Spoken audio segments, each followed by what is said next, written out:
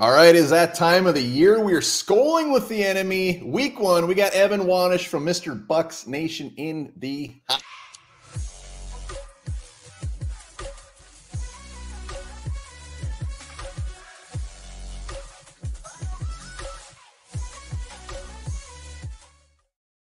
All right, like I said, it is SKOL'ing with the enemy time. Vikings, Bucs, week 1. We got Evan Wanish in the house, Mr. Bucs Nation. You guys are almost on the cusp of 18,000 subs, so we'll put the links down in the description.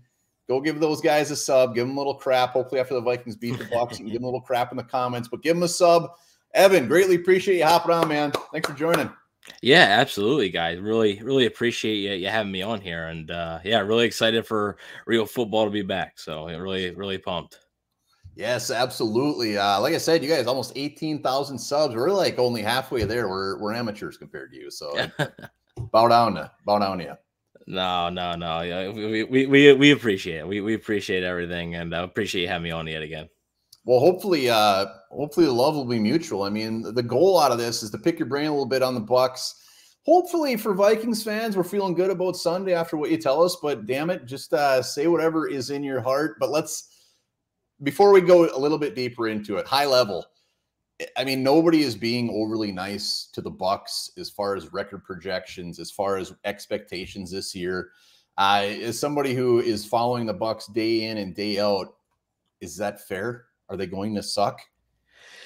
I think when you run into a lot of Bucs fans, there are some fans who, just like the national media and a lot of people, outsiders, think that they might struggle. There's a lot of local fans that think they might struggle as well. But then you have obviously some optimistic people that think Baker Mayfield can bounce back.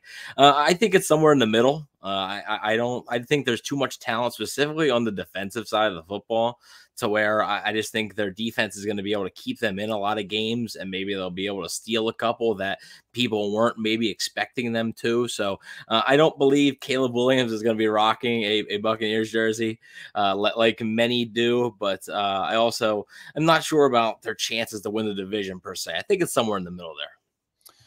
Yeah, I mean, just honestly, like from our standpoint, Vikings fans are mostly like, we should win this game. Like if we lose this game, I think a lot of Vikings fans will be surprised, but also a lot of Vikings fans are extremely delusional. So I think the Bucs are a team that could be very sneaky some weeks and win some games that they shouldn't, and just be somewhere in the middle. But just as far as the roster, and I run across a handful of these teams every year where I'm not really sure where they are at, like as a team, like if they're rebuilding next year, if they're actually playing right now to actually think they're going to win some games. So what are the Bucs? I mean, are they a rebuilding team right now, or are they not even there yet? I would say it's a soft reboot. Right. That's what I would characterize it as, because to me, you look at their moves in the offseason. They brought back Levante David, the longtime linebacker. They re-signed Jamel Dean, one of their better corners. Those are two moves that if they were truly rebuilding, you probably don't do. Devin White, obviously famously asked for a trade. They decided to hang on to him, and then the whole Mike Evans situation now. So I don't think the Buccaneers are pushing all their chips in like they have the last few years with Tom Brady. But I also don't think they're sitting there saying, hey, we're open for business on any player and ready to tank per se. So I don't think it's a rebuild, especially because you're looking at a guy like Todd Bowles, who needs to win some football games this year. I think if the Buccaneers find themselves winning 3 or 4 games, I'm not sure Todd Bowles has a job at the end of the year. So I don't think he has any plans to rebuild, and hopefully they can get the thing back on track here. You mentioned Mike Evans, so we got to talk him. 100% final year. I don't know about 100%. I don't know about 100% now.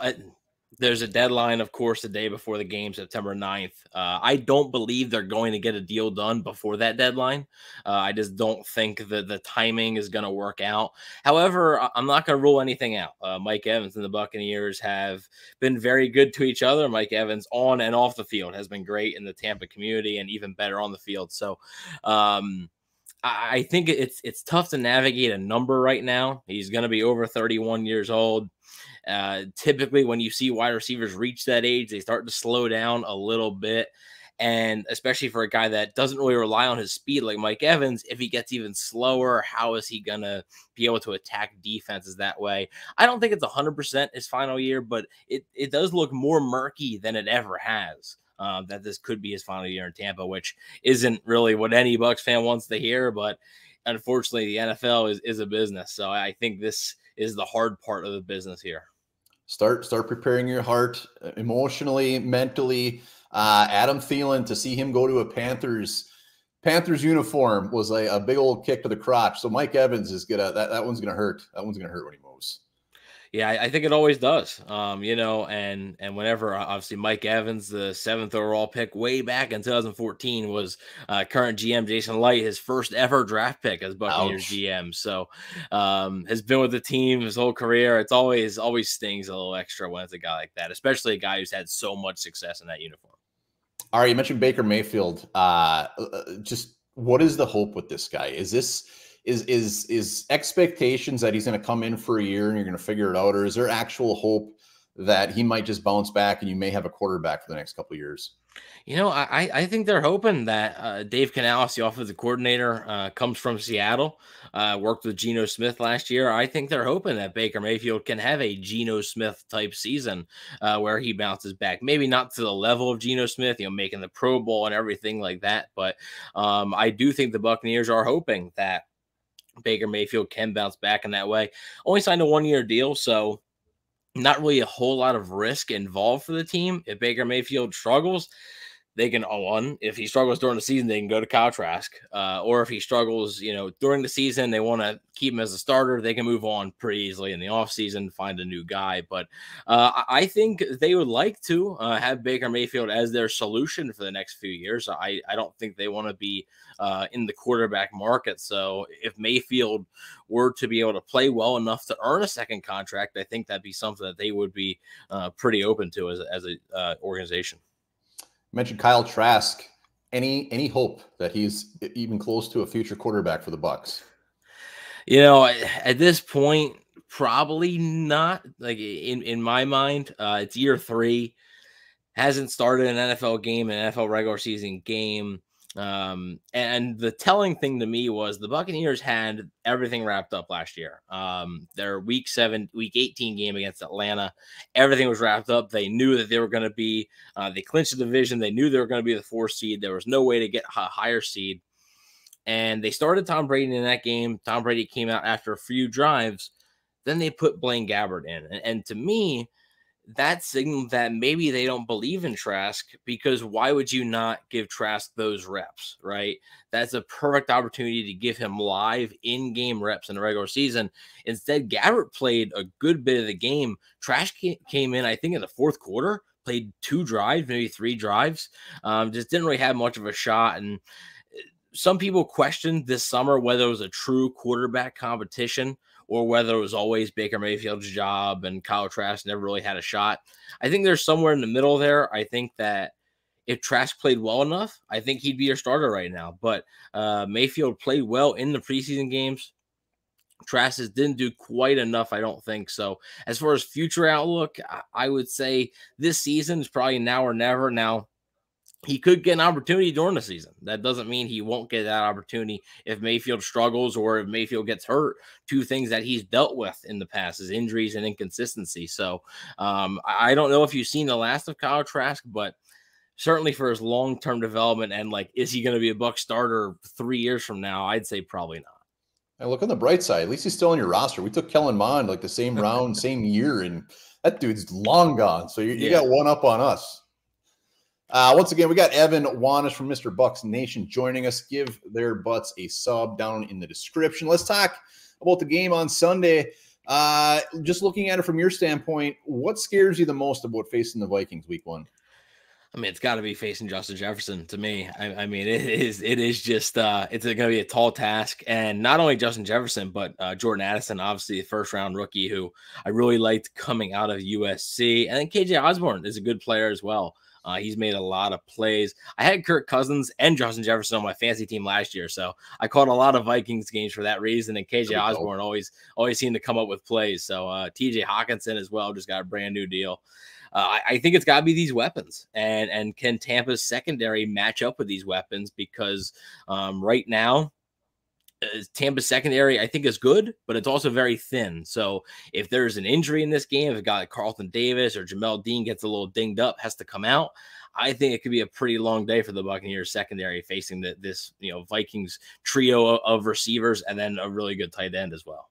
Where's our Minnesota boy Antoine Winfield sitting these days? Is he is he reached his potential? I mean, is he still getting better? Give us a lowdown on him. Yeah, I think, well, one, he's a little banged up right now. He did return to practice yesterday, so I would say he's probably on track to play. They have a few more days of practice, but I think it hasn't reached his full potential yet. I still think there's another level he can get to. He's very good safety, obviously, and I do know that they want to keep him, so they want to keep him long term, and hopefully they can get a deal done. So yeah, he's just been a player. As soon as he stepped in there, man, he's been growing year after year, and they've been really pleased with it. Last year, they played him a lot in a nickel because they didn't really have an answer in the nickel, so they played him a little bit at safety, a little bit of nickel. This year, Todd Bowles says he wants to move him back to free safety full time, so that he can be more of that playmaking type free safety back there. So hopefully it works out.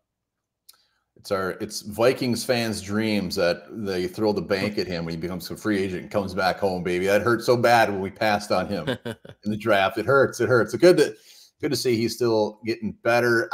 Let's talk more strengths for the Bucs. I mean, what should Vikings fans be scared of when they're facing the Bucs? Honestly, it's the uncertainty, right? It's the unknown. We don't know how Baker Mayfield's going to look. We don't know how Dave Canales' new offense. This is the first time Dave Canales is calling offensive plays in an NFL game. First time offensive coordinator. We don't know how this is going to look. So I think as far as the Vikings defense, that was really up and down last year and struggled at times. I do think that the worry might be that the Buccaneers are going to throw some stuff at you that you haven't seen on tape yet. And how are you going to be able to counter that as well? Could be some halftime adjustments. Maybe you get burned a couple plays in the first half. You try and come back with some adjustments in the second half. But to me, it's just the unknown factor of what the Buccaneers bring, specifically on offense, because a lot of changing pieces on that offense. I think that would be one of the biggest things that would worry me if I was a Vikings fan.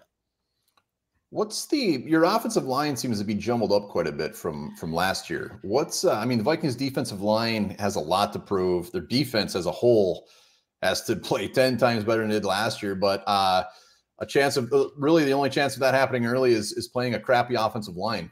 And what's your expectations there?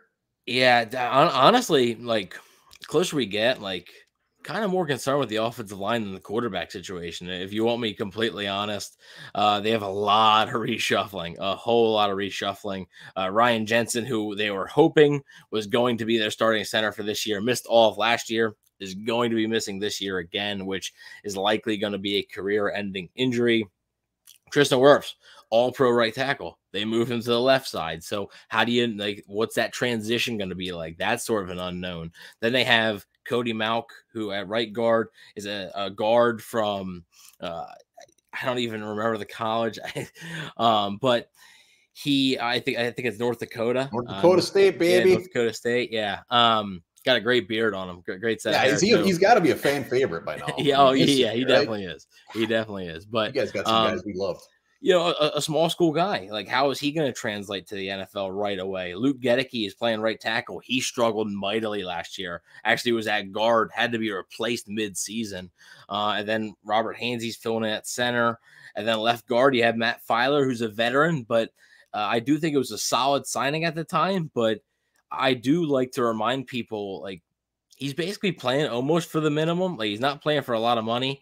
And there was a reason why the other 31 teams sort of passed on him at that price. So the offensive line to me is a pretty big concern. And hopefully, for Bucs fans' sake, they can go out there and play a pretty clean game on Sunday to sort of ease the tension and the worry a little bit there. But I'm not sure if it's going to hold up for a full 17-game season. Tristan Wirfs. I mean, I know I get the move to the left side, but that dude could pretty much play anywhere and be all world, can he? I mean, isn't he just fantastic? I think so. He's got the athletic ability to do it, and I do think he's going to be a pretty good left tackle, and thus make himself so much more money, because we know Hell yeah. right tackles get paid, but left tackle is where most of the money is made. So Tristan Wirfs goes out and proves himself that he can be as good of a left tackle as he's a right tackle. The Buccaneers are going to be in good shape on that left side. I got to tell you, over the last handful of years, the Bucs seem to just snipe some of at least my favorite guys in the draft. I mean, this year was Cody Mock, Kalijah Cansey. I mean, he was later, but Trey Palmer. I mean, the Winfield, Diaby, your linebacker. I mean, as looking at the youth of this team, should Bucs fans be excited? I think they should. I mean, I do think there's while there is a lot of pessimism going around, Tom Brady leaving, stuff like that, obviously sort of backing your way into the playoffs last year with an 8-9 record, then really getting manhandled in the wild card game against Dallas. But there's a lot of young talent. I mean, you mentioned it right there. Kalijah Cansey, Yaya Diaby, Cody Mauch. I mean, then you got guys like Rachaad White on offense, the running back, Cade Otton, tight end, Trey Palmer, who was one of the stars of the preseason. So, yeah, there is a lot. I mean, Tristan Wirfs is still young. Anton Winfield's still young. Devin White, if he picks up his game, is still relatively young.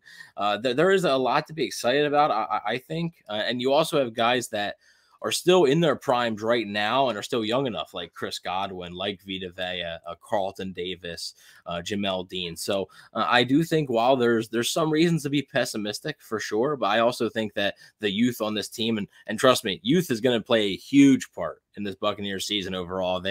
I think they have 13 undrafted free agents make the roster, which is pretty remarkable. Youth is going to be a pretty big key for the Buccaneers this upcoming season. All right. Once again, Evan Wanish from Mr. Bucs Nation. Give those guys a sub. A couple quick hitters just to end this real quick. Again, appreciate you hopping on.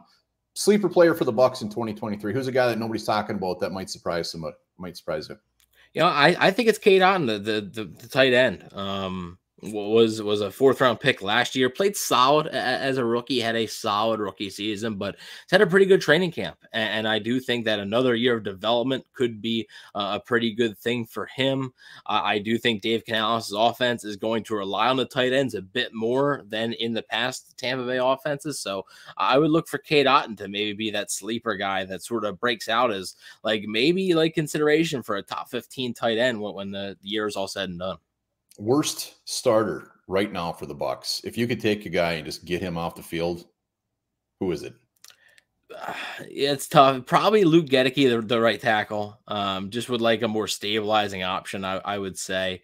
He is a young player, and he's another player that they picked out of a small school, which is something the Bucs like to do a lot. And sometimes it hits. They had Ali Marpet for the longest time out of Hobart, with a huge hit, and Luke Gedeke out of Central Michigan hasn't been as big of a hit. So I would probably say Gedeke, but I don't think Gedeke for the present day. I haven't given up hope on his potential quite yet, but if we're talking right now to suit up on Sunday, it would probably prefer somebody a little bit better than Gedeke in the starting lineup there.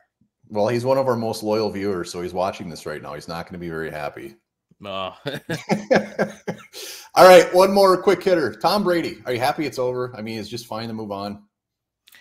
There's some parts where you're like, okay, it's a new era and it's exciting, right? Whenever new eras like that start, whenever it's a fresh beginning, at the same time, you're not watching the GOAT play quarterback anymore. Not just for your team, but in the NFL. And I think that, that sort of does sting a little bit. It does kind of suck to not be able to see him anymore. It's going to feel weird to see all the box scores and see the highlights and see Tom Brady nowhere. So while it is a fresh beginning and those can be exciting, I'm genuinely curious to see what this team is going to look like this season.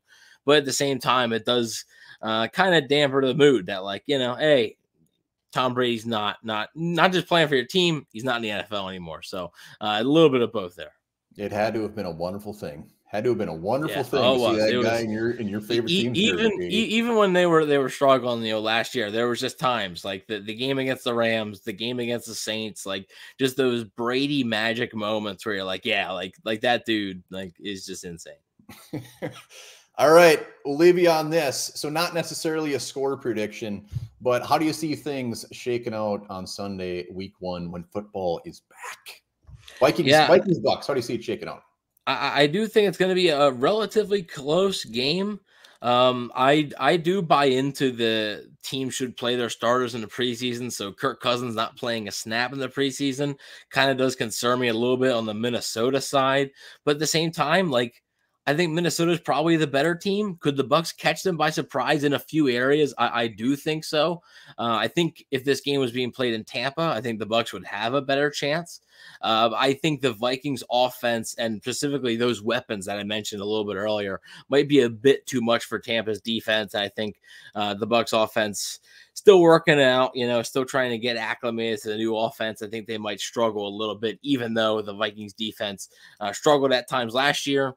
I think that sort of balances out with an inexperienced Bucs offense. So I do have the Vikings taking this one a pretty close game, though. Well, I can, from a Viking standpoint, I can guarantee you one thing: it will be close. We will make sure it's close. It will never be a blowout. So there you have it, Evan Wanish, first SKOL'ing with the enemy of the year. Mr. Bucs Nation, links down in the description. Evan, greatly appreciate you hopping on, man. Hope to talk to you soon. Yeah, thanks a lot. Appreciate you having me on for sure.